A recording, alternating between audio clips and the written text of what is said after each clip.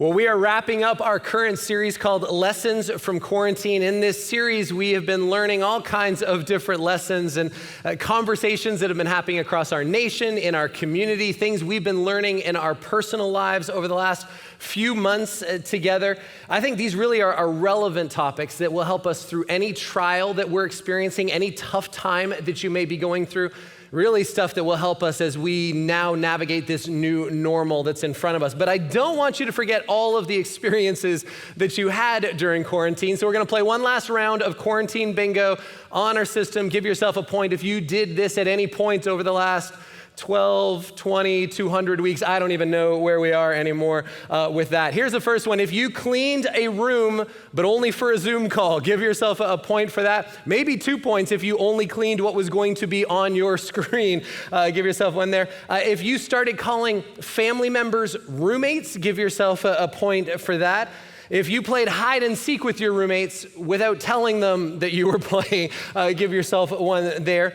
If you didn't know that the month had changed at any point during quarantine, give yourself one. And here's another one. If you were annoyed that you had to make your own coffee before online church, give yourself one.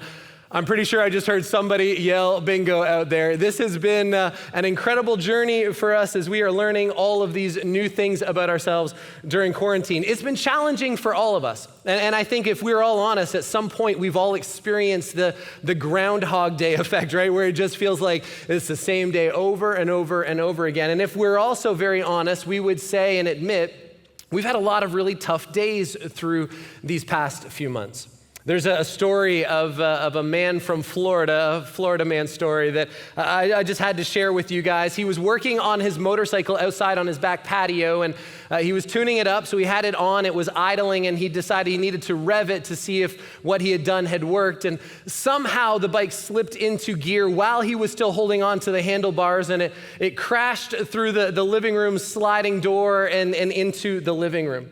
Well, his wife heard the crash. She came running in to find him bleeding on the floor, broken glass everywhere, motorcycle parts all over the place. And so she called 911. Now, they lived on top of a pretty steep hill. It had a long set of stairs to get there. And so when the paramedics got there, they navigated up, they put him on the stretcher and took him to the hospital. Now, before going to the hospital, his wife decided that she was just going to try and clean up a little bit of the mess. And so she went to the bathroom, grabbed some toilet paper, and went out and began to clean up the gasoline that had spilled out of the bike onto the floor. And then she went and she took it and she threw it in the toilet and then headed off to the hospital. Well, when she gets there, they're there for a few hours and they finally release him and send him back home. The man comes back into his house. He's all bandaged up and he sees the broken glass and the motorcycle parts everywhere. And he's very frustrated by it. And he decides that the best way to deal with his frustration is to go smoke a cigarette on the toilet. Some of you are ahead of me right now on this. And so he gets to the end of his cigarette and he kind of flips it into the bowl and kaboom. And so his wife comes running back into the room to see his pants on one side of the floor and him on the other side of the floor with some burns in places. And so she calls 911 again, and the exact same paramedic team is dispatched back to their house. And so they take the stretcher back up the stairs and they get him loaded on the stretcher. And as they're taking him down the hill, they're so curious as to what happened. And so they ask, and as his wife begins to tell the story of what went down, they began laughing so hard that they dumped him on the stretcher down the hill and he broke his arm. Now, it's good to know that there's some people that have a worse day than we have, right? There's always someone worse than us. And I know that this is true for all of us. You are either coming out of trouble, you are currently in trouble, or you're heading into trouble. Aren't you glad you logged into church today? And I know some of you are thinking, Donnie, can't you be more positive? I am positive that you're going to be in one of those three places. Why? Well, because our earth is broken, right? And Mike actually alluded to that. He talked all about that in week 1 of the series. You can go back and watch it. But we know that our weather is broken, our economy is broken, our relationships are broken, our bodies are broken. And many of us have experienced some of our worst moments over the past few months in quarantine. Your life, your dreams, maybe some of your relationships, maybe for what it feels like your future, it's been broken and you're left with shattered pieces everywhere. And so what do we do when we're in the middle of life's worst moments? I want to show you a story from probably my favorite character in the Old Testament. And it's really a story that I think is going to give us some steps on how we can rebuild when everything in our life has fallen apart. If you have your Bible, I'd love for you to turn with me to Nehemiah chapter 1. And you can follow along. We've got notes on the app that you can look at throughout this message. Let me just give you a little quick background to kind of get us all caught up. In 587 BC, Judah, which is the northern part of Israel at this time, and it's a long story why, but Israel has been divided into north and south. The people were removed and they were deported from Israel and they were taken to Babylon. Only a few Israelites were left in Jerusalem. The rest were now in captivity in Babylon, and they were suffering in this captivity. Well, in 538, Babylon is defeated by Persia. And Cyrus, who is the king of Persia, he actually sees things differently than the Babylonians did. And so in his first year, he actually sends some of the Israelites back to Jerusalem to go back and to rebuild the temple. And about 7 or 8 years after this initial wave of people that went back, Cyrus sends this guy named Nehemiah. Now, Nehemiah had risen up in Cyrus's hierarchy. He'd become actually the king's cupbearer. And this was a very important job. It was a job that required a lot of trust from the king. Trusted enough at least to go first, right? Nehemiah's job was to test the king's drink before the king did. 1, to make sure that it tastes good, but 2, to make sure that it wouldn't kill him. Kind of like some of you do with your teenagers, right? When the milk is a few days past expiration, before you put it in your protein shake, you call one of them in to drink it and to test it out first. And so after this, during this time, some of Nehemiah's friends, they return back and they tell Nehemiah what's happening in Jerusalem. And in this story, I want to show you some of the stages that we can all go through that can help us rebuild when things are broken in our lives. Look at Nehemiah chapter 1, beginning at verse 2. Hanani, one of my brothers, came from Judah with some other men, and I questioned them about the Jewish remnant that had survived the exile and also about Jerusalem. And they said to me, those who survived the exile and are back in the province are in great trouble and disgrace. The wall of Jerusalem is broken down, and its gates have been burned with fire. Now, we're going to stop here for a sec because we need to understand the importance of a city's walls and of its gates, right? The walls of a city, they weren't there just for decoration. We know they were there for protection. It was to keep the enemy on the outside and to keep those who were on the inside safe. And so the walls have been destroyed, which means the people that are back there in Jerusalem, they're exposed. They're vulnerable to any kind of attack from any enemy. But it also says that the gates were involved in this. The gates were really the civic centers. This is where the courts were, where legislature happened, often where the markets were. And so the gates have been burned down, which means there's no leadership, there's no control, there's no economic survival happening right now in this city. And so it leads to the first stage, which is shock. See, for Nehemiah, he discovers that his people are in trouble. He discovers that they have been disgraced. And Nehemiah had one of those, I didn't see that coming moments. Let me ask you a question. Have you ever had one of those? One of those, I didn't see that coming moments? Quarantine, I think, has provided all of us with at least a few, if not dozens of those moments. Maybe for you, it was your health. Maybe just wrestling with that, fears of contracting some kind of virus, right? And the news changing all the time about how to contract it or how to prevent it. Right? And maybe you had one of those, I just didn't see this coming in my lifetime moments, or especially if you have an immune system that's compromised. Maybe for you, it was the thought of a loved one getting it, maybe even you being the one that gave it to them. Some of us have had parents, grandparents that have been locked up in quarantine. You've gone to visit them at their house and you've just had to talk to them through a glass door. Maybe for some, you have relatives or family or friends that have been locked down in their facility and you can't visit them at all. Some of you have experienced people in a hospital.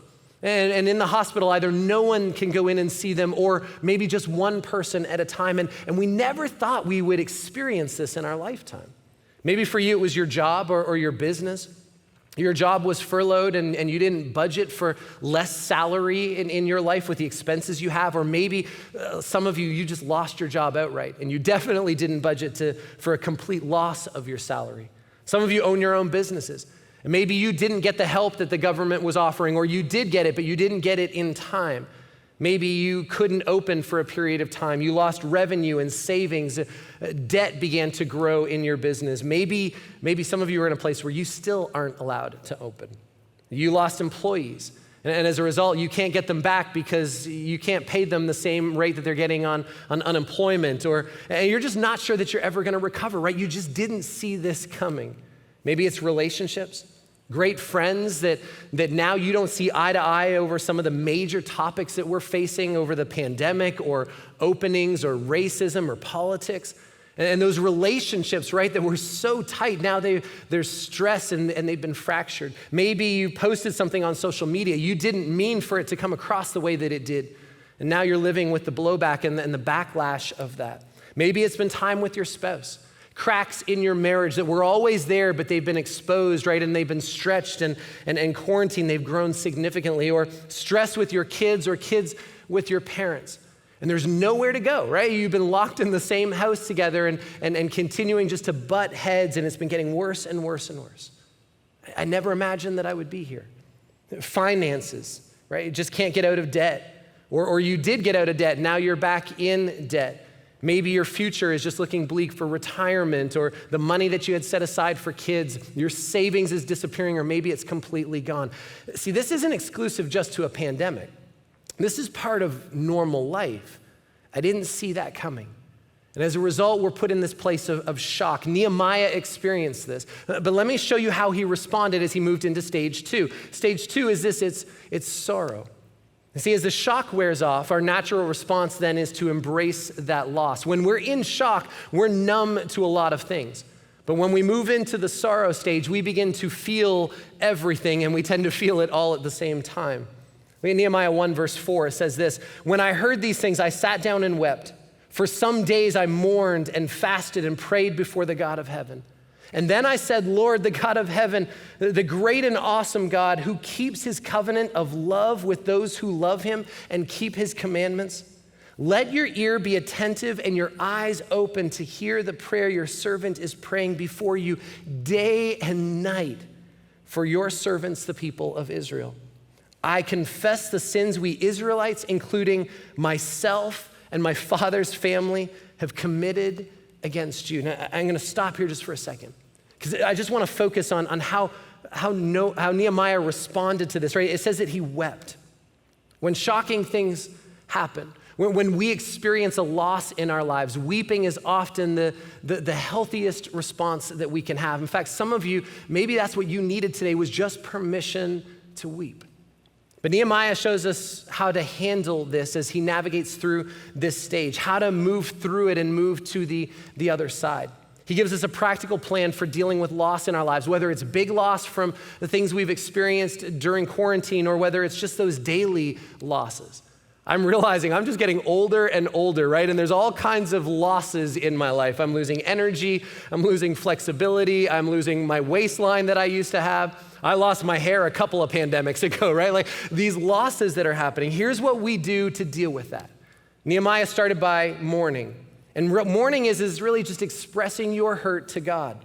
See, mourning is healthy, but it often takes time. In fact, there are stories in the Bible of people, it took them 30 days, sometimes 50 days, even 70 days to mourn through things. You can't rush mourning, it takes time. Let me ask you this question. Is there a hurt? Is there a loss in your life that you've just never taken the time to mourn? See, you can't see the opportunity in front of you if you can't see past the hurt that's around you. You need to take this time to mourn. Here's the second thing he did is he fasted. And fasting really is just turning your focus, it's turning your attention to God. You don't fast to draw the attention to yourself. You fast to turn your focus away from you and turn it back to God. Here's the benefit. Every time that you eat, and for me during quarantine felt like every 15 minutes, right? Instead, you take that time and you focus on God. It may be 30 minutes during lunch. It may be an hour during dinner. And you worship God and you turn your attention back to him. It keeps our vision clear. See, fasting in this context is not just a change in our diet, it's a change in our focus. And then the next thing he did is he prayed. He asked God for help. And we don't have time to study his prayer. I would encourage you to go back and read it. This prayer is an incredible model to those of us that are looking for, that are needing God's help in our lives. This prayer can help us to recognize who God really is, right? That God's greatness and his presence in our lives. It helps us to recognize who we really are, our sinfulness, our brokenness, our limitations and weaknesses. And it helps us recognize God's promises and his faithfulness in our lives. This prayer is a prayer of hope in the power of God to change us and the power of God to be involved and work in our circumstances. And so these 3 steps, mourning, fasting, and prayer, it's the best way to deal with any kind of sorrow that we face in our lives. And for some of us that are stuck here in this right now, I want you just to, over these next few weeks, I want you to walk through these steps. Take your time. It's not going to be fun, but you need to trust God that he is going to take you through this valley and then take you to the next stage, which is this, it's struggle. This 3rd stage is usually where a little 3-lettered question enters into our minds. It's the question, why? Why did God allow this to happen? God, why didn't you answer my prayer? Why didn't you do something to stop this? Or even once it happened, God, why didn't you do something to change it? Why now? God, why this person? See, the truth is that on this side of heaven, not often are we going to get the full answer to the why question. Look at Nehemiah chapter 2, verse 1. It says this, in the month of Nisan, in the 20th year of King Artaxerxes, when wine was brought to him, I took the wine and gave it to the king. I had not been sad in his presence before. And so the king asked me, why does your face look so sad when you're not ill? This can be nothing but sadness of heart. See, it's been 4 months since Nehemiah had received the news about Jerusalem. 4 months of mourning, fasting, and prayer. 4 months of frustration, of confusion, right? Not sure what to do. How can I fix this? 4 months of asking the question, why? See, Nehemiah is human. And I'm sure during these 4 months, he spent a lot of time ruminating over those whys. And the study of ruminating it's actually very interesting. It's where we get to the place where we say, you know what, I'm just going to stay here and I'm going to either feel sorry for myself, or I'm going to stay here and just obsess over why this happened, or I'm just going to stay here and try to figure out everything myself. Psychologists have discovered that the more that you sit, the more that you try to figure things out on your own, it leads to higher rates of suicide, depression, and mental health issues. See, cows are ruminating animals, aren't they? They chew their food, right? And then they swallow it and they bring it back up and they chew it and swallow it. And we know that they do this. They repeat it over and over and over again. And it's gross. It just is. It's gross. The longer you chew something, the grosser it gets. But many of us do the exact same thing. See, we do this with our bad news. We sit and we chew it over and over and over again. We have those imaginary conversations, right? The next time I see him, the next time I talk to her, right? This is what I'm going to say to them. And we've blown out 6 weeks of conversations that are going to happen in our minds. Or we go and we post stuff to social media, sometimes passive aggressively, sometimes just straight up aggressively, right? We deal with it that way. Sometimes, some of us, we keep records of wrongs. And the next time they hurt you, right, there's going to be the airing of the grievances, right? They're going to get all of the things that they have done to hurt you in the past and all the mistakes that they made because you've been holding on to those. See, the king can tell that Nehemiah has been chewing on something. No matter how well we think we hide things, no matter how much practice we have internalizing, right, and putting up a good front, the struggle is always going to show. And it always is going to have an impact on the quality of our lives. See, too often we stall out here. Sometime here is important. It really is, because it reminds us that we can't fix everything on our own, right? If we could, we would have already done it. So there's a lot of things in our lives that are outside of our control. And so learning that, being reminded of that is a healthy thing. But when we choose to live here too long, what happens is we get frustrated. It turns into bitterness. It turns into hopelessness in our lives. And it takes a toll on us. So what do we do when we're stuck in this stage? Well, we move to the next one, which is surrender. And so this is where our worst days can begin to turn into something positive, right? Our difficulties can now turn into opportunities for us. You stop fighting the bad days and you surrender to a change in perspective. See, we surrender, we move from ruminating on something to relying on someone. Look at Nehemiah 2, verse 2. It says, I was very much afraid. But I said to the king, may the king live forever. Why should my face not look sad when the city where my ancestors are buried lies in ruins and its gates have been destroyed by fire? And the king said to me, what is it you want? Notice this. Then I prayed to the God of heaven, and I answered the king. If it pleases the king, and if your servant has found favor in his sight, let him send me to the city in Judah where my ancestors are buried so that I can rebuild it. See, Nehemiah, he's important, but he's not that important, right? He doesn't get to make his own plans. Nehemiah doesn't get to tell the king what he should do. In fact, responding honestly to a king even though the king had asked the question, right? Even though the king kind of made a request of him, it could have cost Nehemiah his life. When a king didn't like something that you asked, when a king didn't like your behavior, right? When the king was in that place, he didn't like disgruntled subjects. And so a denial would also be accompanied by the removal of your head. There was no open door policy for the king. He wanted to make sure he sent a clear message to others. And just because the king asked this question doesn't mean that Nehemiah should respond. But look at what Nehemiah did. Then I prayed to the God of heaven, and then I answered the king. See, I wish we knew exactly what Nehemiah prayed in that moment. My guess is that it was something like, God, I trust you, so give me the courage. Or God, you're in control, and so would you give me the words to say? Or God, I know that you are all powerful. Help me to keep my head through this conversation. Whatever it was, I guarantee that it was a prayer of surrender. See, our perspective matters. One of the keys to rebuilding anything in our lives is the way that you look at your problems. The reason this matters is because your reaction is determined by how you look at it. If you look at a problem and you say, that problem is a disaster, right? Then your outlook is going to be despair. If you look at a problem and say, that was unnecessary, that shouldn't have happened in my life, then the outlook is going to be irritation. If you think it's unfair, right? I didn't deserve that, then your outlook is going to be anger. If you think that, that was actually deserved. I deserve that, I earned that, then your outlook is going to be guilt. But when you see things as an opportunity, then your outlook is faith. Let me ask this question. How do you react to your struggles? Do you see them as an opportunity, or are you simply overwhelmed by them? What if there was a better way to respond? See, Nehemiah surrendered. And surrender really can be defined by a 5-letter word. It's the word trust. And who can you really trust right now? The CDC, or who? Is it CNN or Fox News or politicians? I don't think so. I can't even trust myself, right? What I can do, though, is I can choose to trust the one who's all powerful.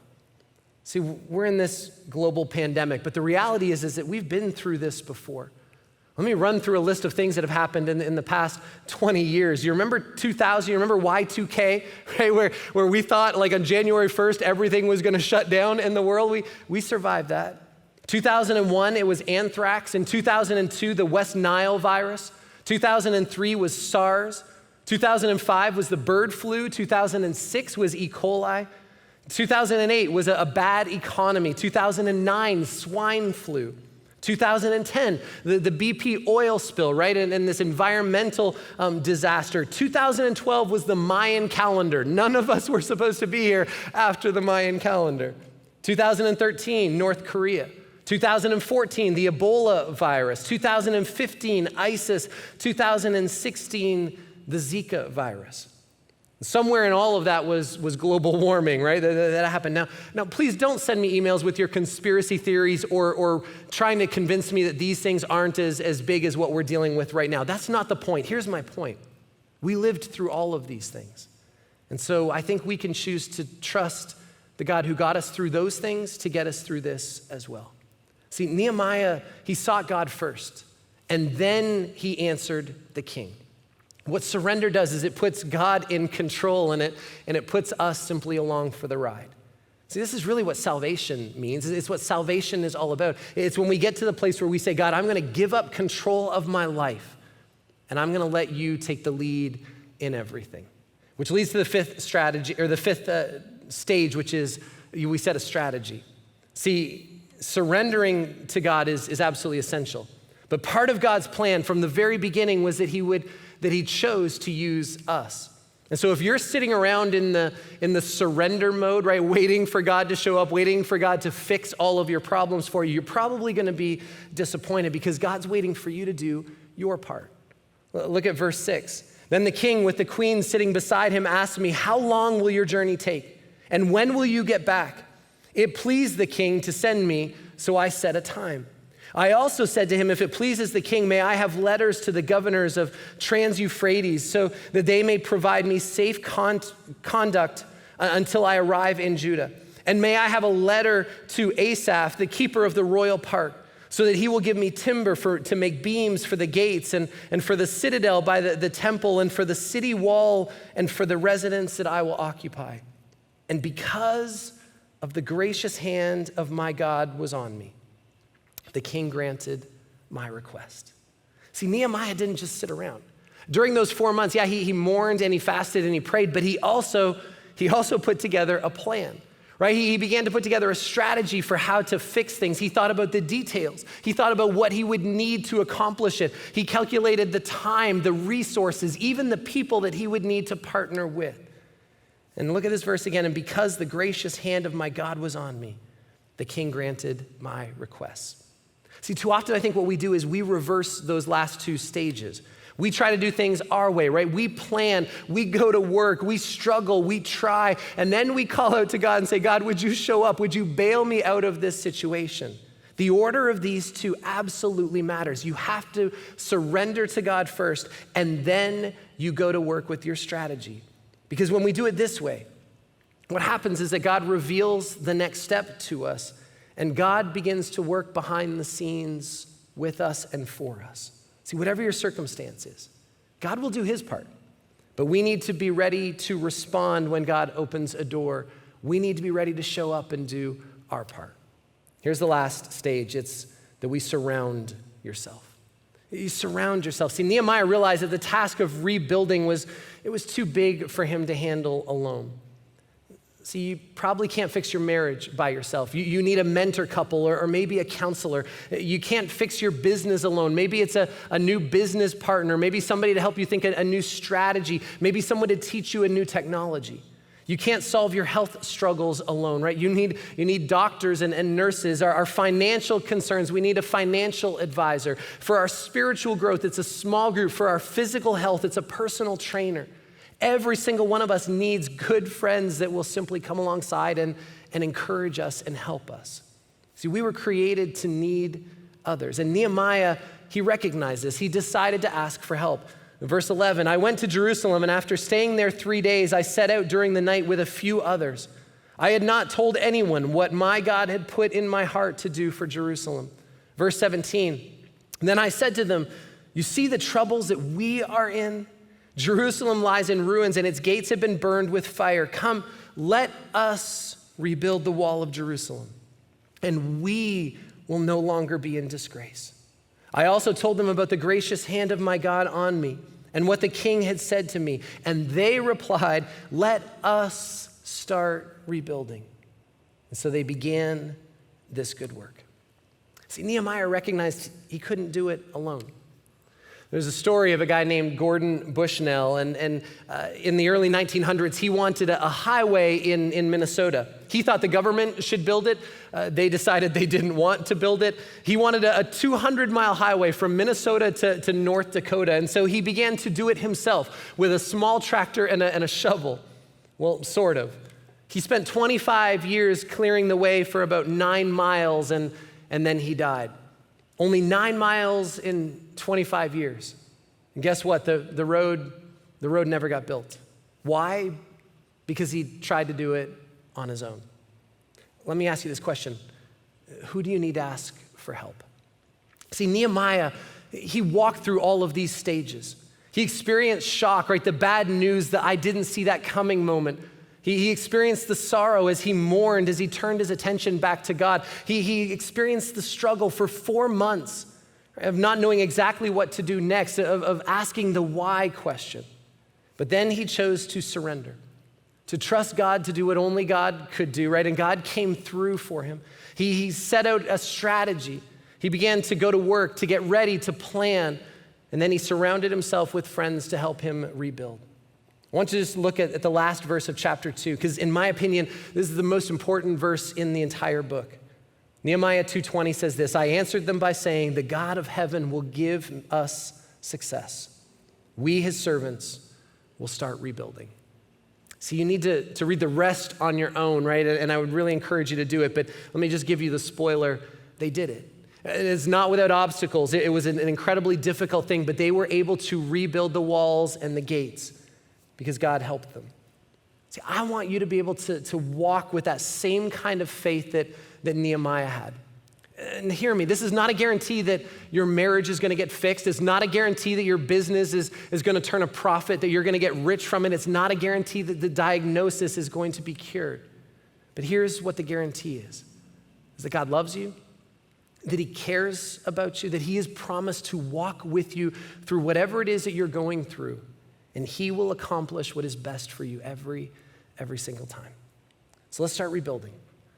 I know I said there were only 6 stages. There actually is a 7th, and it's actually really just the application that I want to give to you today, and it's this, is that you start. You just start, right? If you're, wherever you are to take that next step and go to the next stage, if you're in the shock stage still, and this is where you are today because our nation's divided over solutions or politics or health concerns or financial concerns or relationship issues, whatever it is for you, understand that the shock is normal, but you need to take the step and move to the sorrow stage. This is where we grieve the bad news, the hurts, the loss. And you may need to take as long as you need to as you walk through this. Walk through the steps that Nehemiah modeled of mourning, of fasting, of prayer. You can't rush this one in your life or in the lives of other people as well. But you can't stay here either. And so if you're in the sorrow stage, you need to move to the next one, which is struggle. And the struggle is real, but it's also not the end. And so you need to spend some time here, right? Because we need to recognize our limitations, our weaknesses, our needs in our lives. But we also need to recognize that this is an opportunity for us. Too many of us have been living here for far too long. And yeah, it sucked. Whatever happened to you, right? It wasn't fair. And yes, it's going to be hard. But staying here isn't going to give you the life that you want for yourself.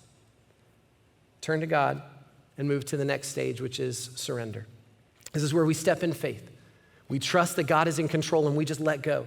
And while you're waiting, right, you begin to work on the what's next and wait for God to open that opportunity as you move into the next stage, which is strategy. And this is where some of you are. What will it take to fix what's broken in your life? So you can change what you can change. You can change who you can change. That's you. Right? And so use this time and set your plan and then surround yourself with others.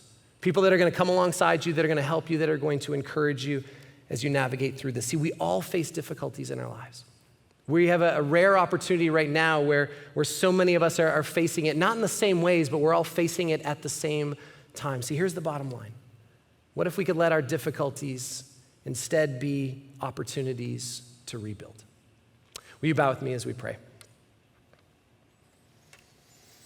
God, I just want to thank you for the lessons that we've learned in this series.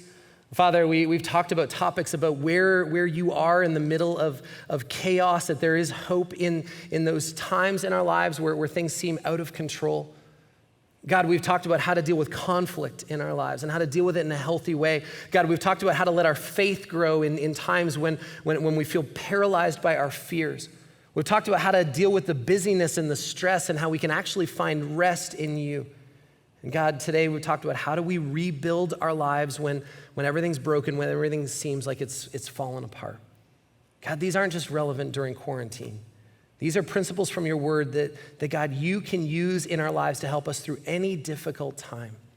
So God, we just want to say thank you for that.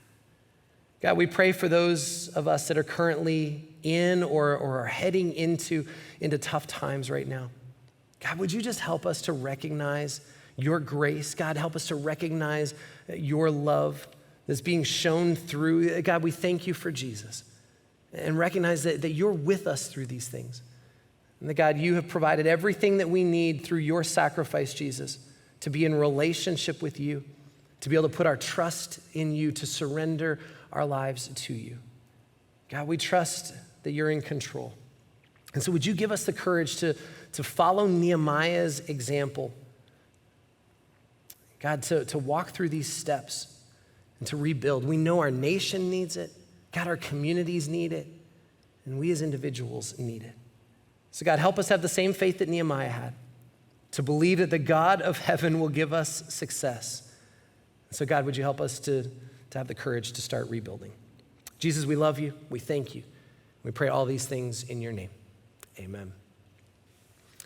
Well, guys, we thank you so much for being a part of this series with us. If there's any ways that you need help, that we can help you with this, we would love for you just to email us at help@gethope.net, and we'd love to journey with you and help you any way that we can. Next week, we kick off a brand new series. We're very, very excited about it, and so we look forward to seeing you right back here at gethope.tv. We love you. Have a great rest of your week.